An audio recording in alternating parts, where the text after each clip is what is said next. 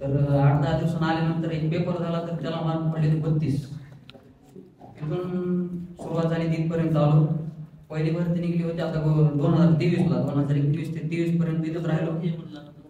आणि भरती निघली तर ठाण्याला फॉर्म भरला होता. ठाण्याला ग्राउंड आला 42, मेरिट लागलं 43. तिथं उडालो नाही, तिथं बसलो असतो तर इमानदारीने लागलो असतो. कारण मला माहिती यंदाच्या पेक्षा मला गेल्या वर्षी चांगले मार्क पडत होते, पण यंदा काय अगोदर झाले आमचे लागलो ते महत्वाचं आहे.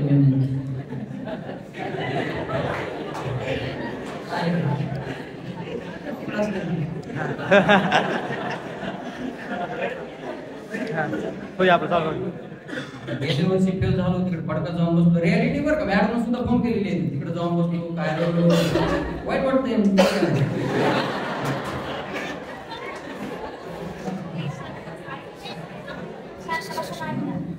नंतर मी आलो, पुन्हा मग गावाकडे गेलो. एक 2-4 महिने राहिलो, पुन्हा वंडरशिप पडलं. मग नंतर डबल आलो. वंडरशिप पडल्यानंतर मार्क चांगले आले, रनिंगची तयारी करायला लागलो. नंतर पाय दुखायला लागला, तिथं बी काय झालं नाही. मार्क चांगले होते पण लागलो नाही. आता भरती निघली तिथं लागलो. ग्राउंड ज्यावेळेस 45 आलं त्यावेळेस माझा भाऊ बसला, त्याला विचारा. मी म्हणलो होतो मी आज लागल्यात जमाय करा. मला माहित होतं ह्याच्यापेक्षा अवघड जरी पेपर आला असता तरी 80+ मी कॉल मार्क घेतो.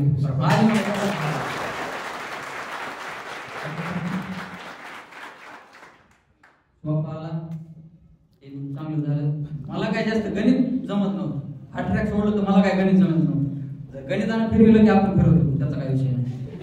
काय एका विषय काय नाही. मराठी जात नव्हती, जितके चांगलं होतं. त्याच्यामुळं रिझल्ट आला. आणि आज ते फक्त गणितामुळेच मला मार्क कमी पडले, एकदम गेले. त्यामुळं काय एकदा जर पोराला जर 70 मार्क पडायला लागले तर फक्त ते पेपर कसं सोडून ह्याच्यावर अवलंबून आहे बरं का. काय 100% अभ्यास कोणाचाच नसते. फक्त पेपर सोडवायची टेक्निक जरा व्यवस्थित वापरली का कार्यक्रम होऊन जाते. काय 100 80 पडावं असं काय नसते. आणि इथल्या पेपरचा लोड घेऊ नका. 22 डिसेंबरला एक पेपर झाला, त्यात मार्क पहिला होता 83. केदारला एक का गणितामुळे. मला माहित होतं की मी मेन पेपरला कुठं काय करू शकतो. त्याच्यामुळं लय म्हणजे बोलत नाही बरं का, आत्मविश्वास नाही तर लय मोठा